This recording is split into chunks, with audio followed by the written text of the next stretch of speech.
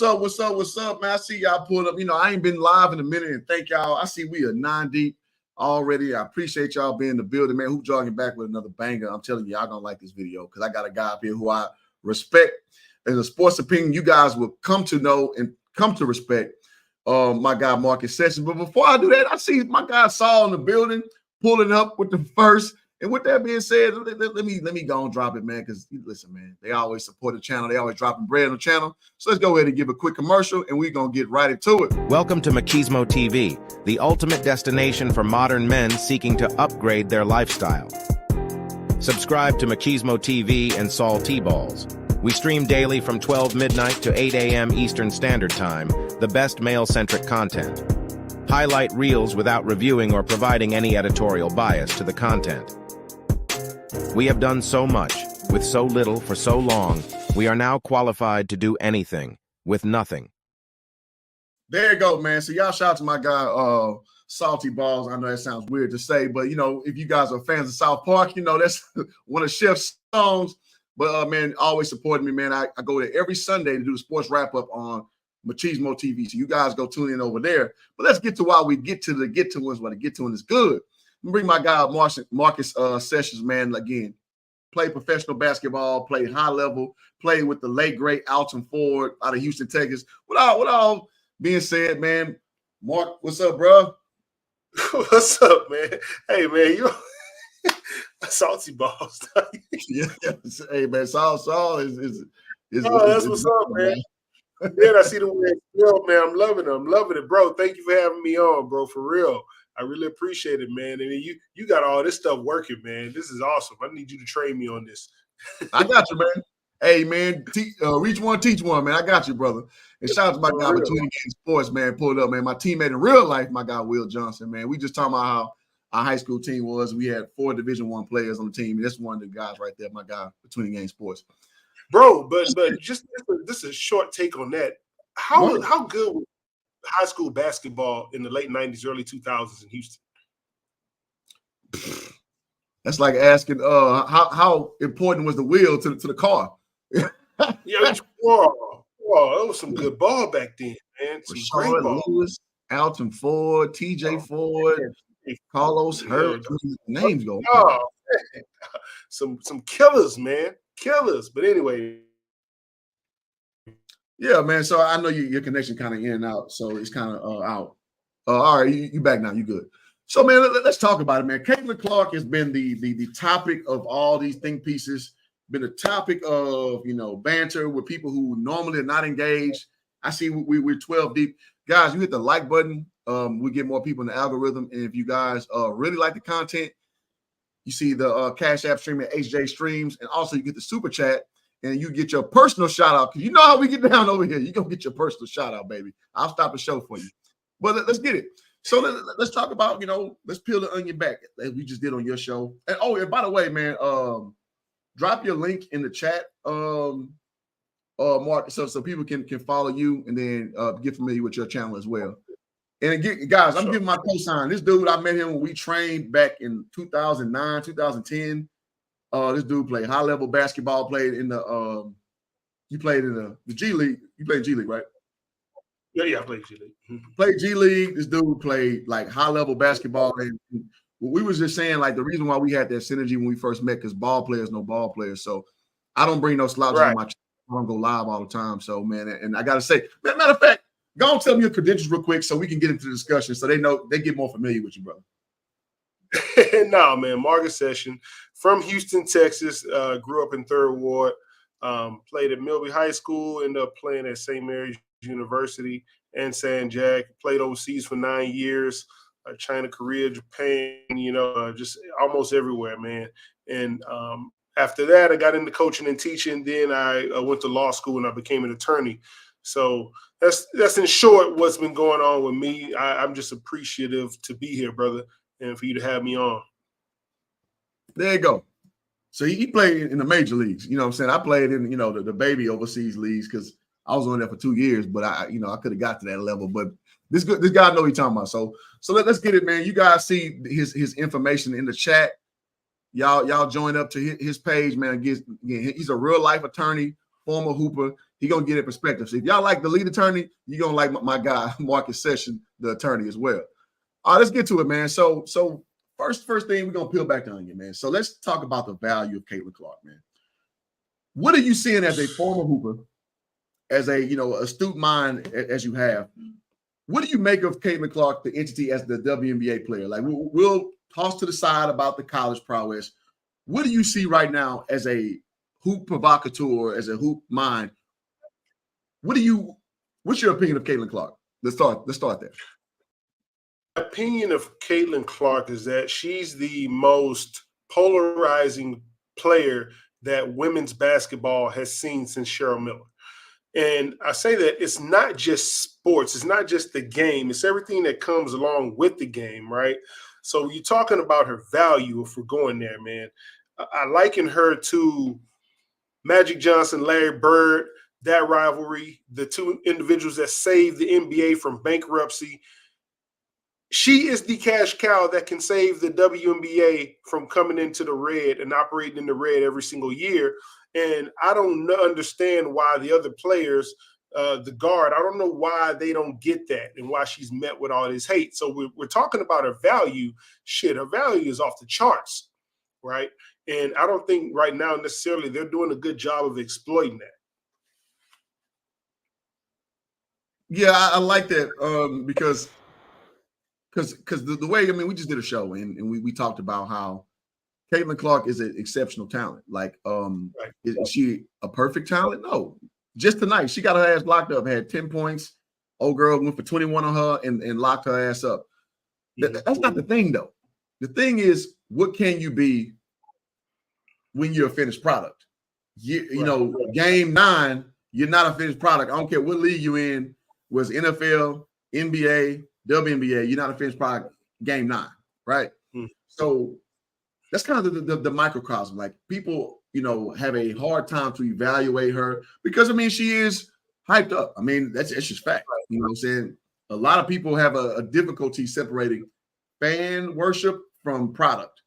And that's what Caitlyn Clark is, man. It's a very fun thing to unpack because, and just like how Stem said, Caitlyn Clark obsession equals insanity. It'll die down. Go ahead. Okay, so I get the brother's point. He's saying, I don't need an amount of energy forever. So you're saying it'll die down. Yeah, people will get over the awe and the allure.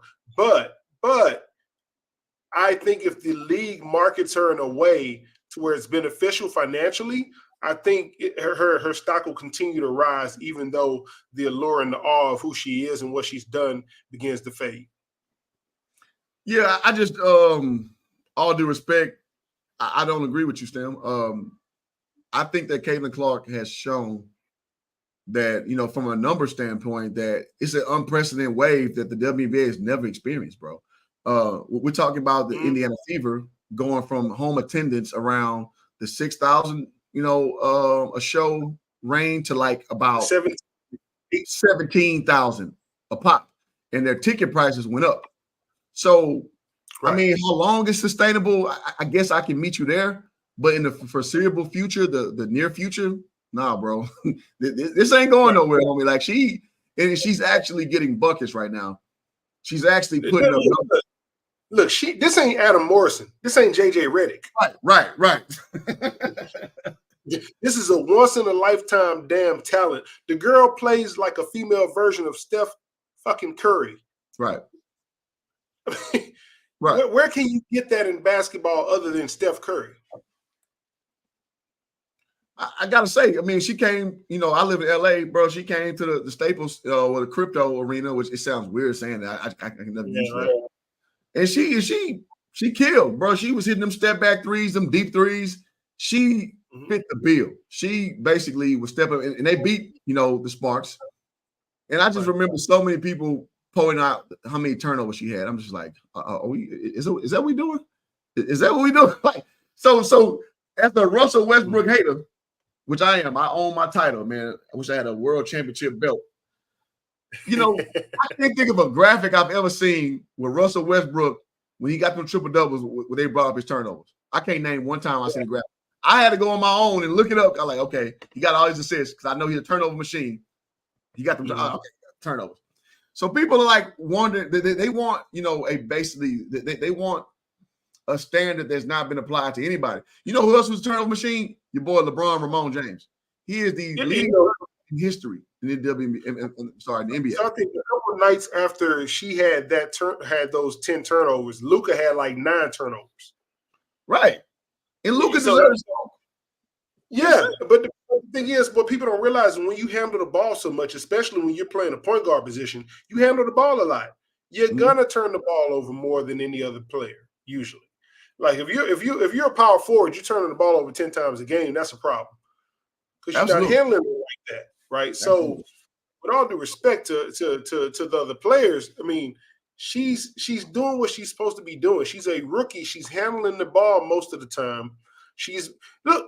People don't, you know, when you watch basketball, you look at the type of defenders Kobe had playing against him and the type of defensive schemes that were applied to match up against Kobe. She's facing those same exact schemes. Thanks. One man, you know, a person, one ball, one pass away, you know, another one in the paint. As soon as she puts the ball on the floor, they're jumping. I mean, she's facing Kobe type defenders, right? And so people don't realize that when you're facing the toughest of the toughest defenders night in and night out, and you're still going out averaging 16 a game in your rookie season, 16, 5 and 5, that's a success to me.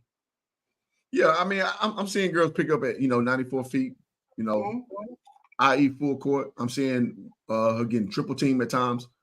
Like, listen, man, I'm not going to present myself or purport myself to be a WNBA aficionado, but I think I observe enough of it to get a grasp of it. The average ranking 5 woman basketball, right? That's a hell of a game strategy if you get that type of attention, bro.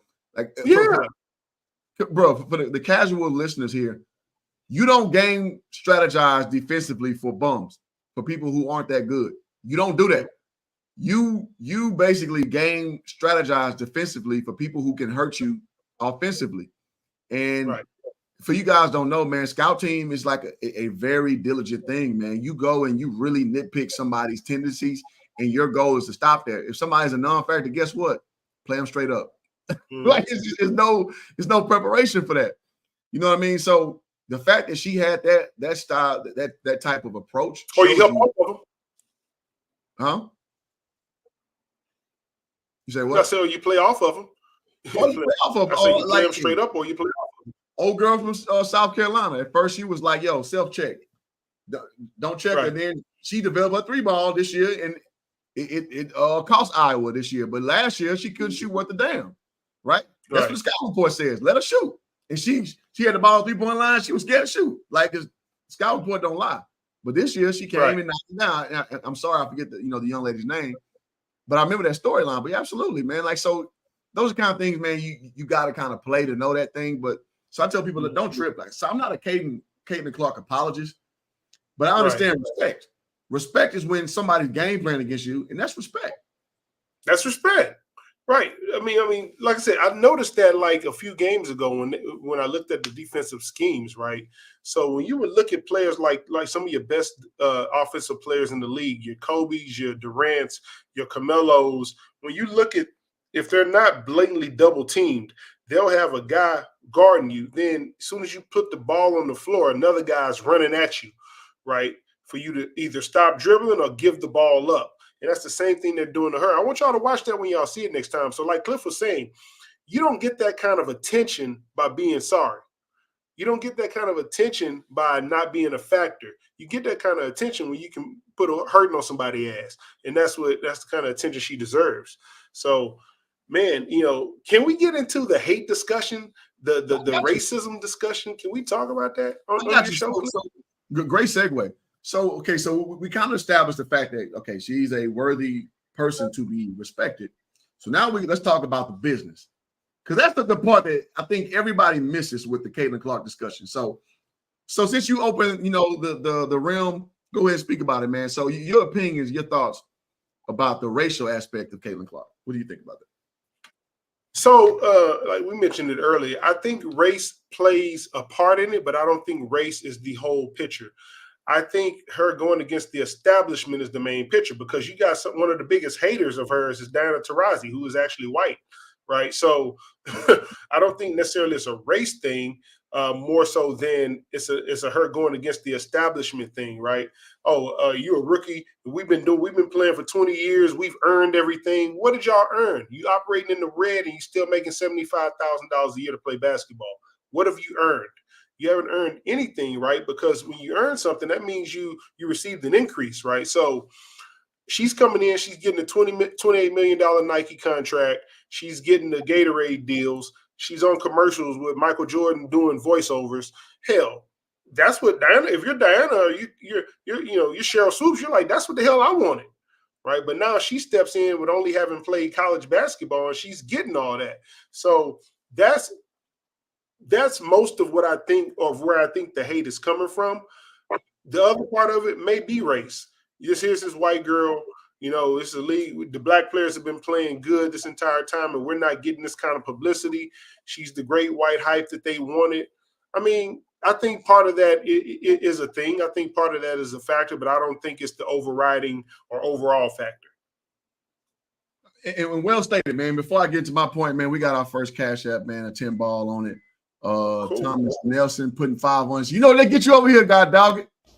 You know what I mean, boy.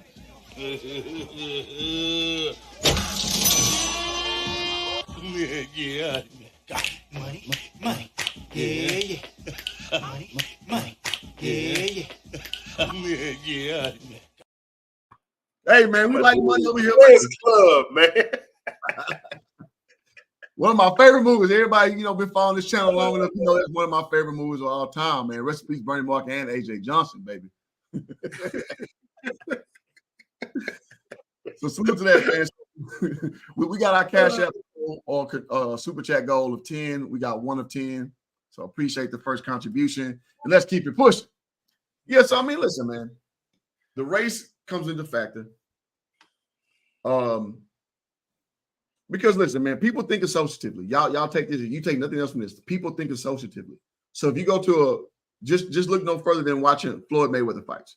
Mm-hmm. White people going for Floyd. Everybody else going for Maidana, or they going for Canelo. You know what I'm saying? Like that's just how people are. Y'all watch the movie Harlem Nights when old buddy like, you about to be a rich motherfucker, right? So if you remember in the fight, he whooping his ass. All the black people, yeah. Then the white boy got to hit on him. All the white people, yeah, like that's what people are, bro. Right. That boy was the Harlem Nights. Yeah, man. I mean, we all remember that. Art imitating life. That's what people are. People think associatively. So it's irresponsible to not acknowledge the fact that some people just want to cheer for the white girl, the great white hype, but she actually could play. Like you mentioned about Adam Morrison, I never was on that. I was like, he sucks, and no disrespect, you know what I'm saying. He ended up winning 2 championships with Kobe, but he stunk. I can see it, but Caitlyn Clark is actually changing the game. So that's good business is good business. Let me put it that way. And shout out to Rap God, man. One of my day ones, man, in the building. I know I ain't been posting a while, Rap God. You're right, man. But I'm back, bro. I appreciate you pulling up. But good business is good business. Right. And shout out to God, dog. Cheese Motor pulled up, man. Salute, bro. Just share the stream, man. Thank you so much, man. Hold on. I gotta stop the show, man. My Cheese Motor pulled up, saw them pulled up. One more time, man. Commercial from every Sunday I pull up around 8:30 Pacific Standard Time. I do the sports wrap up on Machismo TV. So I gotta give them another shout out, man, because they hook me up every week. Let's go. Welcome to Machismo TV, the ultimate destination for modern men seeking to upgrade their lifestyle. Subscribe to Machismo TV and Saul T-Balls. We stream daily from 12 midnight to 8 a.m. Eastern Standard Time, the best male-centric content. Highlight reels without reviewing or providing any editorial bias to the content. We have done so much, with so little for so long, we are now qualified to do anything, with nothing.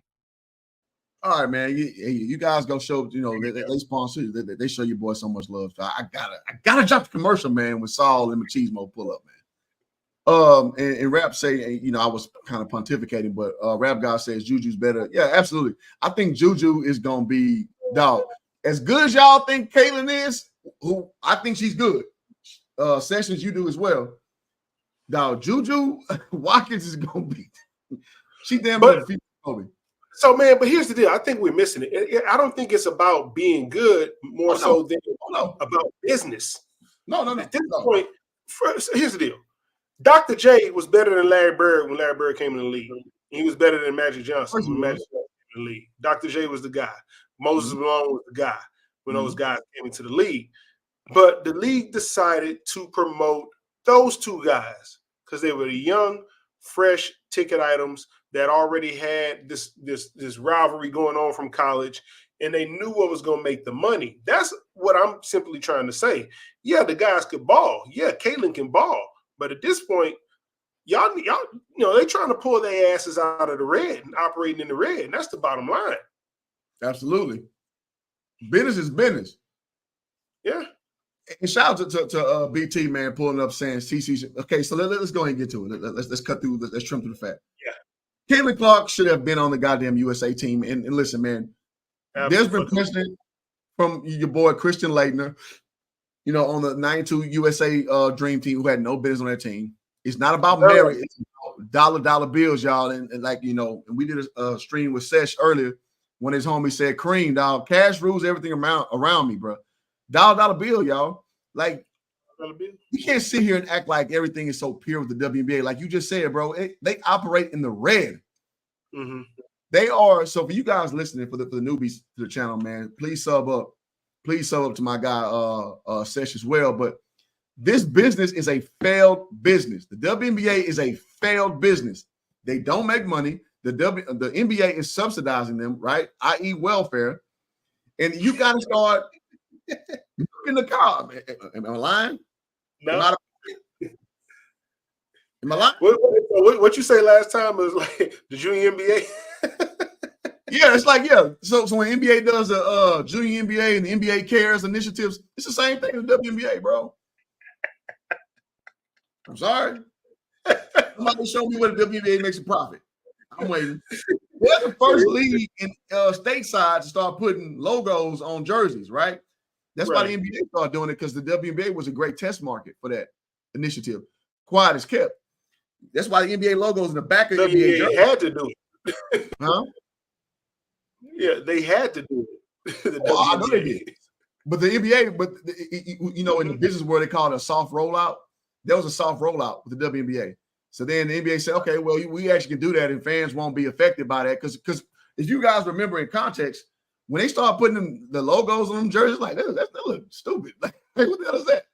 But it's the WNBA started that initiative because, you see that, okay, fans, they'll eventually will adjust.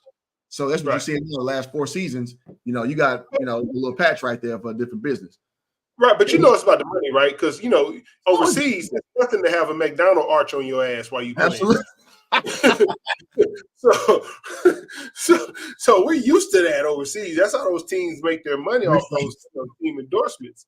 But at least in the NBA, they try to make, they try to color code the logo to the uniform and stuff like that, right?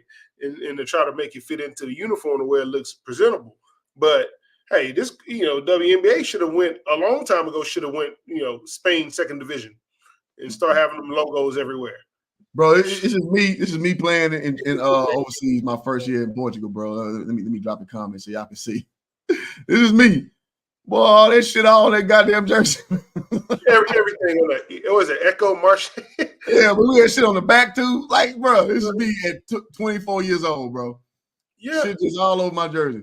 You feel me? Like, that was a prerequisite. Yeah. Advertisement all over your shit.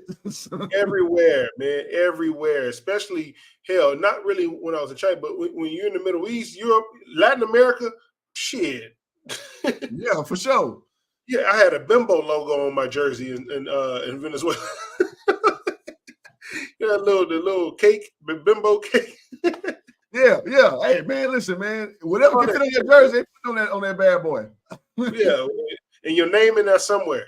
Get your name somewhere in the mix. Hopefully. Shit.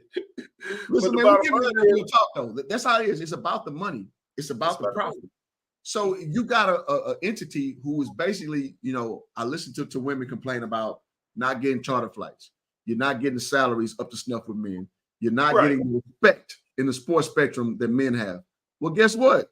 You got someone who is giving you all those, but you don't want it because you ain't getting it the way you want it. You want a black, I'm gonna just say it, a black lesbian face being at the forefront of that.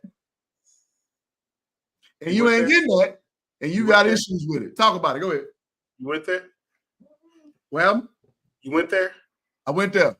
You went there? I'm at Dare Boulevard. So let's talk about that. Let's talk about that. How much of this is the fact that she's not a lesbian and that she's a white girl and she's a girly girl? She has a boyfriend, because we talked about this earlier tonight.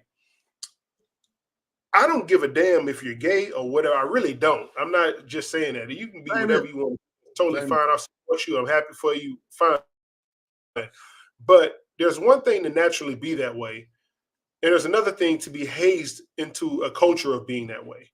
And, hearing from actual women who played in the WNBA, actually having coached girls basketball at the high school level and being close to that culture, you see how girls come in just as girly girl as I don't know what, but to be a part of the crew and the clique, you have to give in to certain things. It's like Hollywood in a sense, right? Mm-hmm.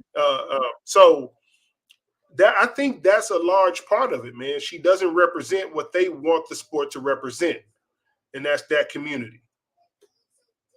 Candace Wiggins said it, not me and Sesh. Candace Wiggins told you she left the WNBA because of that culture. Y'all look this up on your own. I'm not sitting here making stuff up for the sake of a live stream. I'm going to give it to you real, man. And you guys have been on this journey for 4 years with me on this channel. I'm going to give it to you real. Candace Wiggins told you that culture, that's what the culture is, man. It's like you got to be down with the LGBTQIA plus minus percentage sign and all that stuff. You feel me? That's what you got to be down with. And I jest, but I'm being serious. Like, that's what you got to be down with to be in the culture. Look at Brittany Griner taking pictures with her shirt off, with her nipples, like she's a boy, like bare chested. Like, and some people are like, the rabbit hole go deep. Some people saying she's naturally a boy. I just don't believe that to be so, because I know a woman I used to deal with back in the day, coached her at Teague Middle School, and she went to Nimitz High School. I know you gotta take physicals to go through the requisite program to play sports. She went and took physicals. We're talking at Teague Middle School, a school I taught at too. There's no conspiracy at Teague, bro. Like, there's not like a.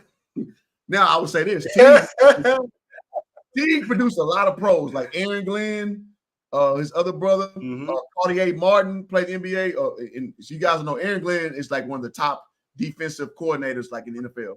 He went to Teague, and he went to Nimitz. So that school produces athletes. I don't know what it is in the water over there at Teague Middle School and at Nimitz High School, but they produce athletes over there. Your boy Michael Bourne went through that same pipeline, baseball player, big-time baseball player.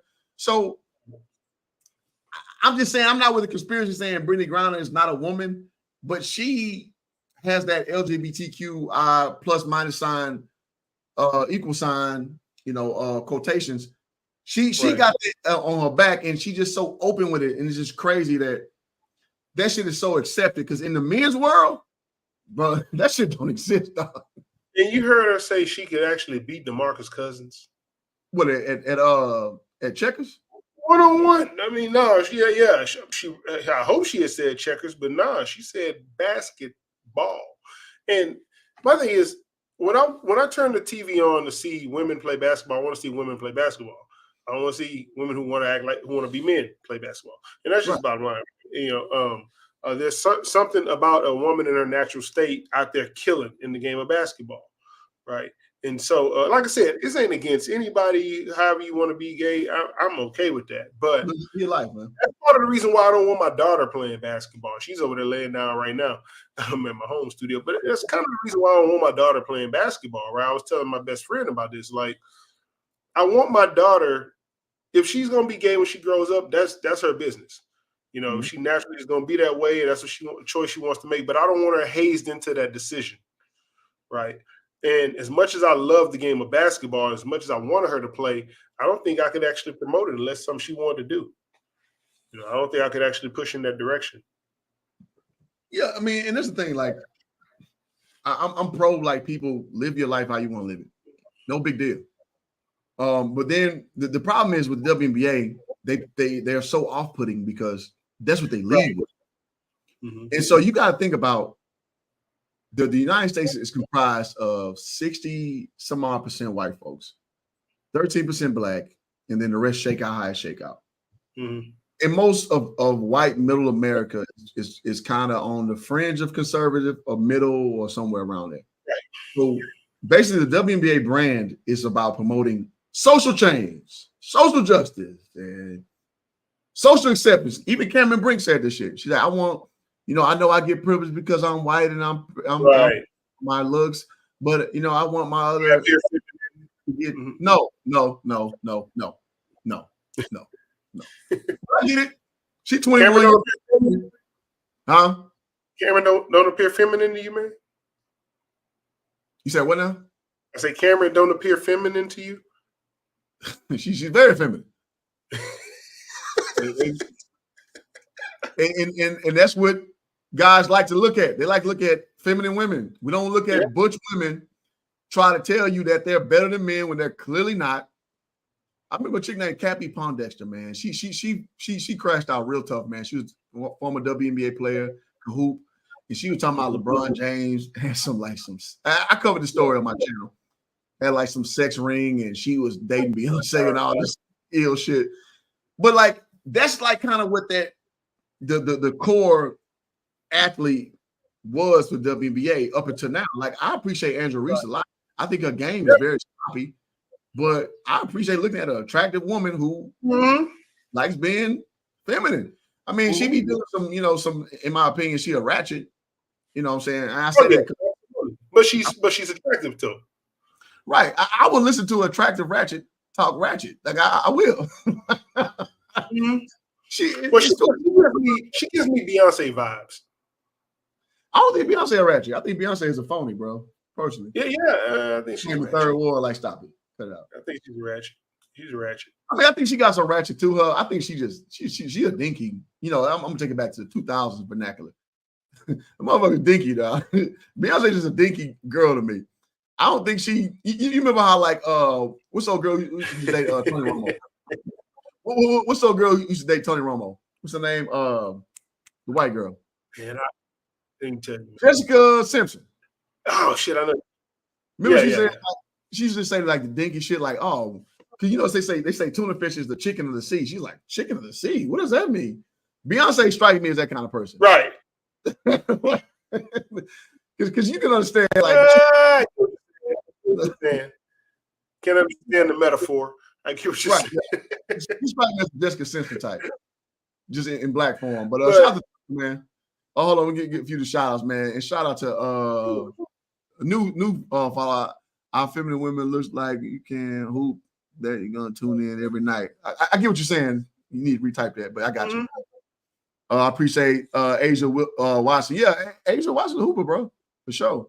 Shout out to P Rose. Shout out to P Rose. Man, go ahead, sis. What you got, bro? No, my bad, bro. I was gonna say a lot of those women are straight ballers, they're straight killers, man. And that's not the point that we're making, I don't think, though, right? We're making the point of what's good for business. Right. I go back, I default to the complaint of women who played in the WNBA for the last 20 some odd years. They don't make enough money. That's the main complaint. What's the best way to remedy that complaint? Get a TV deal, get endorsement deals. The money don't just come from nowhere. Right now, the money's coming from the NBA, like Cliff said earlier. But the best possible thing you can do is get a new TV deal. Who can help you get a TV deal? The great white hype can help you get a TV deal at this point. And of course, you got to pair her with some nemesis, some arch nemesis. Angel Reese is the best arch nemesis you got going right now. You know, you exploit that matchup. it goes back to what we were saying, man. We were talking about the power rankings earlier, right? Which is bullshit, that ESPN power ranking of the rookies. Because you had 6 players ahead of Caitlyn Clark in the rookie power ranking, and only one of them had stats comparable to even be arguably better than having a better rookie season than Caitlyn, and that's Angel Reese, because she's almost averaging a double-double. Exactly. So why not take that matchup and exploit the living hell out of it? Right. Put all those games on primetime Sunday. Let them play it out. They had a broad averaging 4 points, three rebounds, being above Caitlyn Clark. I'm like, because she plays for the Aces. I'm like, right. Come on, let's be real. Yeah, it's ridiculous, man. So, you're talking about Kate Martin, who was her teammate in Iowa, right? Mm-hmm. Kate Martin is averaging 4 points a game, 3 rebounds, and 1 assist. Oh, that's a teammate. Oh, that's crazy. She was her teammate in Iowa.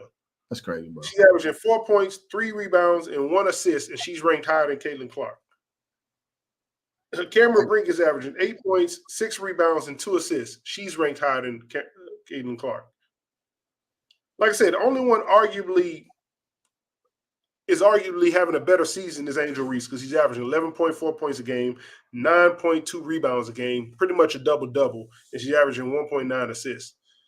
So my whole thing is, man, then you go to Caitlyn, hold on, you got Julie Vanloo averaging 7.9, 2 rebounds and 5 assists a game, and she's on probably the second worst team in the league, the Mystics. So you got all these chicks, and then you got dear Caitlyn, 16.8, 17 points a game, 5 rebounds, 6 assists a game, and these other girls are ranked higher than her. No. So you can tell. So the point I'm making is there's obviously an agenda going on. There's an agenda against this woman for some reason, and the only thing I can point to is the establishment and maybe the race thing, and they're just jealous, man. It is, and before we attack the last subject about the USA team, we're gonna talk about, I want to say about the jealousy. This kind of placates the old, thing that women are never happy, because again, I highlighted earlier that all those things y'all said y'all wanted, and now y'all are getting exposure, attention that you never have gotten in this league. Mm-hmm. Now you're complaining. So and then the media pundits like Jemele Hill, she can't hide her bias, bro. If you go look at her timeline, just go look at her timeline.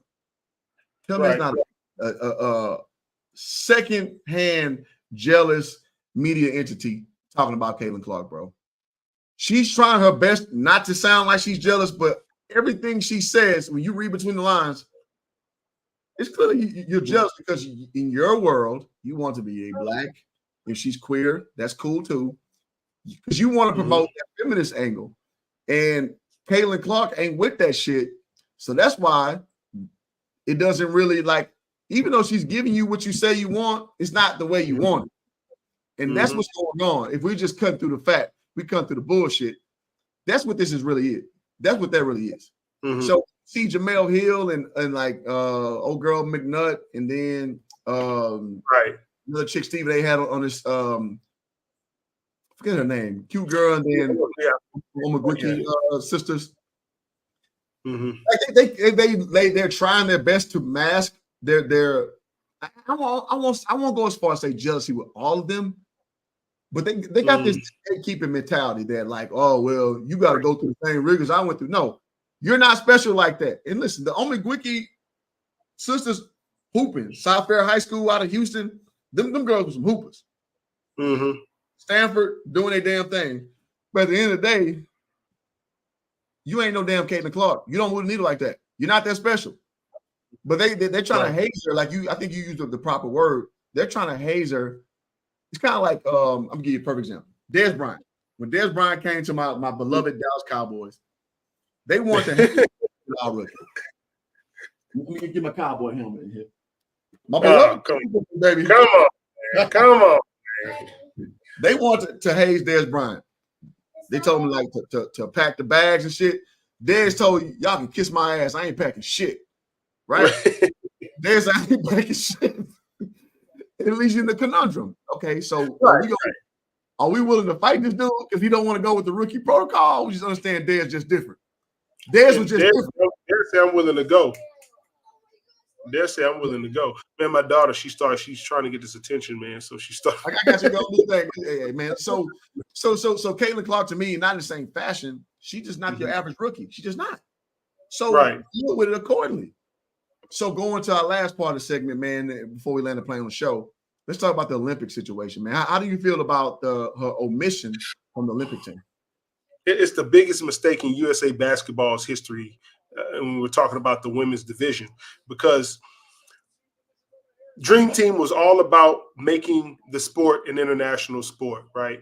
You say we were having problems beating the Soviets and all these other European squads. Yeah, we were having a little trouble. But the bottom line is they wanted to market the best players on the planet to the rest of the world for revenue. After that, you started seeing jerseys being sold in other countries, Michael Jordan jerseys being sold, Larry Bird jerseys being sold, Charles Barkley jerseys being sold. You started seeing these worldwide corporations start to market and advertise and endorse NBA players. That's what it was about. Now, if you want that same kind of situation to run its course right now for the WNBA and for women's basketball, you need Caitlyn Clark on that team. You need to market the biggest star in the WNBA on the world's biggest stage, and that's the Olympics. They talking about she can't hold her own. What the hell? The best players in the world are in the WNBA, even the ones from overseas. So you mean to tell me she can't kill Bulgaria? You mean to tell me she can't kill Slovenia? Russia? She will pick those teams apart just like any of the other girls on that roster. So don't give me that bullshit. It's hate, and they're just upset, and they're jealous. That's why they don't want her on the squad. And I got to say this too. Kendrick Perkins put his foot in his mouth when he said that you shouldn't use the word hate and jealousy because those are trigger words for women. Right. 4 years earlier, Kendrick Perkins said them exact words about Kyrie Irving. He called Kyrie LeBron James. He called him he jealous of LeBron James. He said them exact words. And it comes to crescendo that he's fallen out lately with LeBron James. So it just shows you that you can't, man. I'm a big proponent of this. Don't listen to somebody say, look what they do. Right. So Kendrick Perkins had this, this crazy soliloquy. It didn't make sense.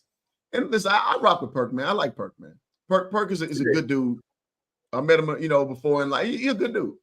Perk be putting his foot in his mouth sometimes because he's trying to play. He's a real one. He's a real one. But he was placating to that Clutch Sports shit for a minute. So you know how I go with Clutch Sports, man. You speak about the Lord and Savior LeBron James, you know what I'm saying? It's repercussions and ramifications for your actions. And as we see currently, LeBron unfollowed Perk, you know what I'm saying, for his honest takes. Right. And it's just like it's a tough world with that. A man unfollowing another man like a little girl. Yeah, it's like, bro, like that man can't have his opinion, but that tells me some shit happened behind the scenes too.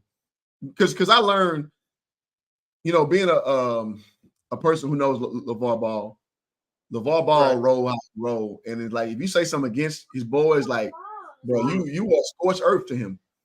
So I understand, like, when you have a allegiance or you have a kinship with, a certain person, they expect all positive. And if you go against it, you cut off. So I understand that sentiment. So when I watch these dudes like Nick Wright, when I watch guys like, who else is a big LeBron D-Rod? Shannon Sharp. I know they want that exclusive. Yeah, but that's some bitch shit, man. You unfollow a dude just because he had an opinion. That's how I go, though. It's called a microaggression. Some bitch shit. It's a microaggression. Dude, like some dudes, we spoke about it. Dudes called me a coon. I ain't stopped, following and on social media. I don't get it, man. Are we that weak-minded these days? Yes. Because that's the ultimate microaggression. When a player wants out, they'll unfollow the team. And then it's a story. It's how it goes. That's how it goes. Oh, but yeah, before we peace out, I want to kind of piggyback on what you were saying. Let's see. Okay, I'm gonna say this with P. Rose. He said they aren't the reason that the NWA has an exponential growth in popularity. They mad because the straight white woman can ball. They straight up undermine themselves. Absolutely. And the way I stated is they're fighting against their best interest. And that's what the crazy conundrum is about the WNBA. They're literally going against their own best interest because the person who's at the head is not how they want her to be at the head. They want her to be down with the program. You feel me? They want her to come in dressing like a butch, right? Saying equality and women power and all that shit. And Caitlyn Clark is just about that ball. She's about hooping, and all the other stuff don't mean nothing. And that's what the problem is. P. Rose also says, I wonder what they're gonna do when Georgia Moore gets to the league and basically a mix of Caitlyn Clark. She can shoot the piss out the ball. She's gonna handle like Archie. I'm about to butcher her name. Oh, yeah, yeah, her. So yeah. I mean, bro, because he again. So, session on your stream, we talk about the changing of the guard. Now you got this new thing where like you have an entity that placates to the masses, i.e., the people who actually patronize your product, who actually buy tickets, who buy product, just middle America. Because middle America wasn't appealed to normally because we talked about, again, the butch lesbian archetype that was the status quo of the WNBA. Nobody can relate to that. That's a small minority group, right? And again, like you said, like, man, live your life, do what you do, but I can choose not to want to be a part of that shit. I don't have to pay for it. I don't have to pay to see it. Right. I don't get nothing from that. Like, so I'm just going to not look at it, right? So ultimately speaking, the USA Olympic Committee dropped the ball big time. They dropped the ball big time. Because, you know what I think? Go ahead. I think that I think something's gonna happen. Somebody's gonna happen to not be able to travel with the team or play, and then they're gonna pick her up. And that's gonna be the excuse they use to pick her up. That's interesting. Yeah. Interesting. Yeah, I mean, listen, you supposed to, dog, play your aces, dog. You got a person who has changed the landscape of the WNBA, which is been the most irrelevant professional leagues. Because, guys, don't believe my line mouth. Go to ESPN.com and go to like the left scroll bar. It'll tell you the most important sports in order because they do it based on the clicks and attention. WNBA is so far down that list, it's not even funny. I challenge you. I'm going to give you homework. I used to be a teacher. I'm going to give you homework. Go to ESPN.com and click sports and look how far down that list WNBA is, bro. It's criminal how low it is but it's apropos of what reality is. So listen, man, put it on the team. You're gonna have the summer in a chokehold because whether it's good or bad, people are gonna watch to see if she's playing, if she's not playing, is she gonna score, is she not score. That's what you want. You want the casual to be engaged. The casual, and I'm gonna watch that shit if she plays. I'm tell you right now, if she don't play, I'm watching that shit. I'm not watching a single game if Caitlyn Clark is. Listen, I would watch if Angel Reese is playing. To be honest, I watch Angel Reese. Absolutely. What she got to say, what she gonna do? I know she got a sloppy game and all, but whatever. I'll watch because I just want to see what she's gonna do. You know, it's sloppy, but she's a dog. I like a dog. I'll watch that. Dog. I'll definitely watch it. But you got to have one of them two, if not both of those women on the team, if you want me to watch. Right. So I like live coming in. I like the pushback. So we're so special, unique, and entertaining about CC. We have 10 players, 10 times better than Lil CC. So it's not talent, it's popularity contest. At this point in her career, do you think Diana Taurasi is better than Caitlyn Clark at this point in her career? Diana Taurasi is on it. And hold on, and I'm a Diana fan. I'm probably the biggest Diana Taurasi fan on the planet, and she's not better than CC right now. So you can't say there's 10 players better than her on that team. I'm saying this too. I mean, Brittany Griner played one game this year. Brittany Griner, she played one game this year. Another broad played 2 games already this year. No, it's another one. She ain't play a game yet on the team. I forget her name, but. Let's play it your way, live. Who cares? This is a business. I don't care if she is the worst player all the way down. Bronny James, anybody? Bronny James will be drafted next month because his dad, because he's gonna bring a cachet to the NBA that they desperately need of not a foreign, a stateside born player who has a name. Who cares? So in that vein, who cares? So let's play it your way. Let's just say she's not that special. She draws numbers, homie. And we went through the numbers of like where the Fever were last year in attendance to now. They had an uptick of 300%. Men lie, women lie, numbers don't lie, homie. So I get what you're saying from a appearance standpoint, and I'll meet you there. But from a business standpoint, bro, you're so disingenuous, and people like you are the problem. People like you are the problem. That's why WNBA is a failure, because people like you trying to gatekeep some bullshit ass rules that for a failing league. The WNBA is subsidized by the NBA. The WNBA is a how can I put it? A NBA Cares League. Say that. It's a product that is literally is a welfare league, bro. They've never made a profit. Yeah. I'm like, come on. At some point, you got to evolve, because if the NBA takes the teat away, you don't exist. Rap God, man. Rap God, I disagree with your brother. He doesn't make sense financially. He only makes sense to any NBA team because his dad is probably going to go to that squad. And that, if you're saying financially from that standpoint, yeah, I get what you're saying. But you got several veteran NBA scouts saying that kid is not an NBA player. He's a poor man's version of an NBA player. And it just doesn't make sense financially to have that kid on your squad. You give it away. Man, 4-3. He said he would not sign a two-way contract via Clutch Sports. And my Lakers gonna draft him, and it's gonna be the biggest disaster of all time. Because my Lakers, bro, I live 25 minutes from Staples. Well, crypto. Call it Staples. 2 years ago, yeah, right. 2 years ago, I made the declaration I won't spend another dollar on Lakers, bro. I refuse. Yeah. When Russell Westbrook came, I'm like, no, I'm out. Look, LeBron one thing, but then you bring in Westbrook too, I'm like, I'm out. Double down. Bro, y'all talking about bringing in Bronny? Listen, man, I think Bronny's a great kid. I think Bronny is a, he's a funny kid, man. He's a good guy. Man, he has his heart issues, and man, God bless him. Well, I think LeBron is a good guy.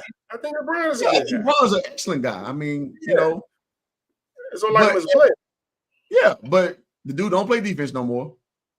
The dude, his backside defense is atrocious. He likes to play free safety, so he basically can get an on-ball block, right? A weak side block rather. That's who he is now. And I tell people all the time, man, y'all put this on a t-shirt. You don't get better at 40. You don't get better at 40. I'm a 40-year-old man. Me right now on a basketball court, you don't want to see. And I'm not saying I'm nowhere closer to LeBron James. But what I am saying is you don't get better at 40. You see the drop off right now. He cannot impose his will. He can't force his will anymore. He's not going to get better next year. He's going to be a worse version next year with AD. Okay, how much steroids you using? You're not getting better. Okay, how much steroids you using? You're not getting better. You don't get better at 40, bro. Yeah, you're on the juice. So I like live, man. He says if those fans think CC's entertaining, she was negative 30 plus or minus, but a 10 player. So it doesn't matter, bro. What you're missing is you're trying to hold her to metrics that don't matter. Like that's called stat porn. Stat porn, you can bring up little things like that. Now, listen, for a veteran, I'm with that. We're talking about a player 11 games into her professional career, and you bringing up advanced stats like that. That means, so I gotta ask, did you play basketball anywhere past middle school? I gotta ask. People like tend to do stuff like this because you have no angle, because ultimately it's a veneer that you really want to argue the fact that you don't like Caitlyn Clark. That's a damn good question, man. Or it's the racial piece. Check it. Yeah. Okay. So live, I gotta ask you, where did you play? Because I gotta run you dudes down in real time, because what I notice is people don't respect the level, and y'all just say anything. Because you're bringing up plus and minus. Tell me last time you brought up plus and minus with LeBron James. I'll wait. Oh, he averaged 27, 7, and 7. When everybody bump his plus minus. Or his turnovers, for that matter. Right. Since when? We talking about the leader in the NBA of the most turnovers of all time. He's the leading scorer of all time. He's also the leading turnover person of all time. Mm-hmm. Help me out. When the last time you seen a media pundit hold him to the fire for that?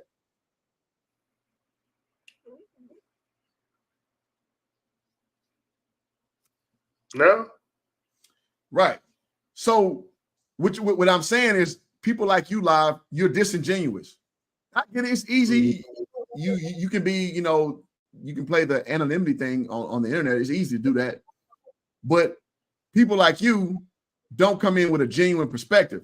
You want to come in and find a way to cut down the obvious shit, which is a person who actually has a real career, who has the ability to elevate the WNBA inches that nobody gives a shit about. Has the ability to financially support a whole entire league. Come on, man. I've never had that kind of weight on my shoulders and pressure to go out there and play every night, and in my rookie season still doing what she's doing. It's a success story, man, regardless of the way you slice it. It's a success story. And I'm not mad at Bro Evans' opinion, but I'm saying is you're disingenuous, bro, because you are holding a standard to her that you wouldn't hold to nobody else. Like we talked about this on your channel, Sesh. Wemby, nobody, bro. I love Wembyana. This dude's the second worst team in basketball, bro. And Wemby, pardon my French, fuck the NBA up this year. Because that dude gonna have like probably about 5 or 6 defensive players a year. He gonna have that. Get used to it. Yeah, he was unstoppable offensively. He was unstoppable. Bro, that dude gonna average about next year. I would put Wemby about 25, 13, 3 blocks. No, I'll give him about 5 blocks a game. Okay, I'm being conservative with 3. Yeah, in a steal or 2. That dude gonna fuck the NBA up next year. Watch and learn. So, but one thing nobody does is say, "Oh well, y'all second worst team." Oh, no shit, shirt up. You got drafted number 1 for a reason because his team sucks. Caitlyn drafted number 1 for a reason. Her team sucks.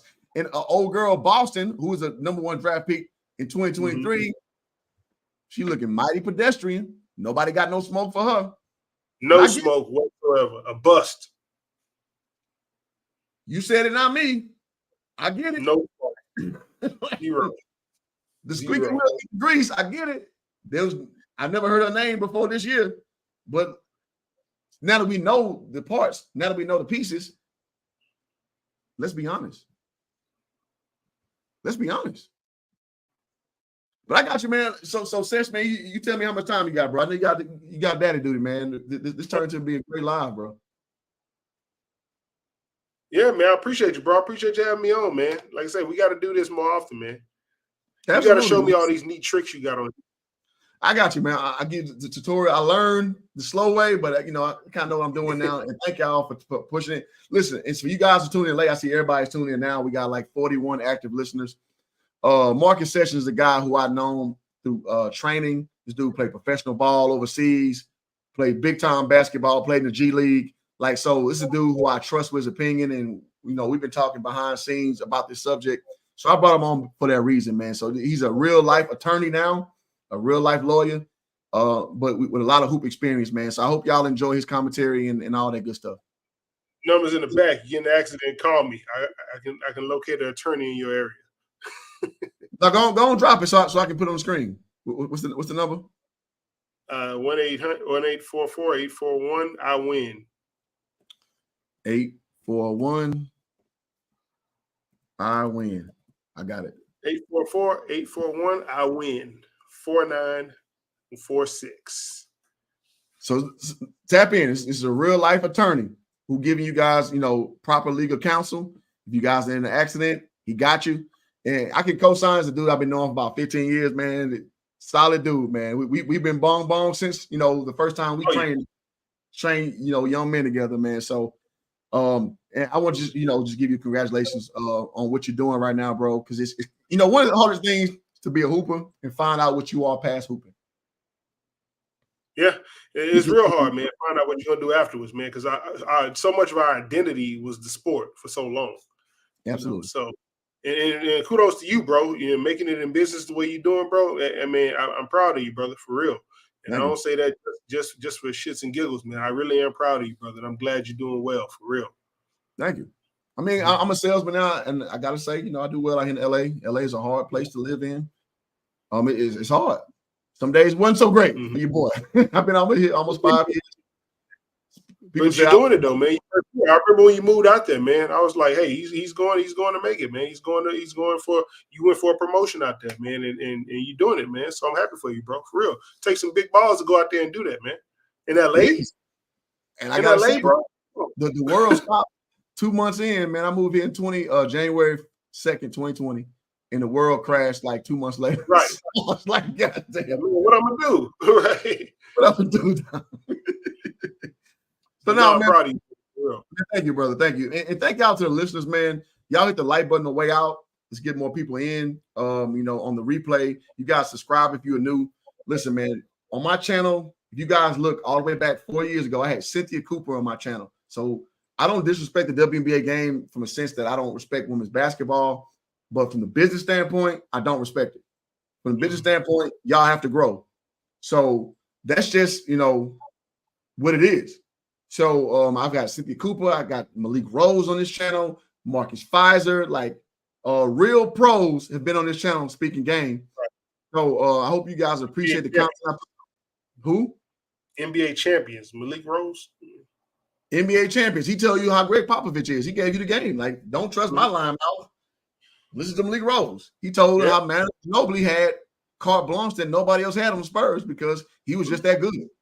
Don't listen to me. Listen to Malik, my goddamn Irvin, who's a coach. He's a scout for the Phoenix Suns. He tell you the game too. So y'all can listen, man. So what I always said from day one, I will not cheat y'all on the content. I may not go live every day and just talk about some BS that don't matter. But when I go live, it's something that I think you can take from. It's up to you to decide if it's something, you know, that edifies you or not.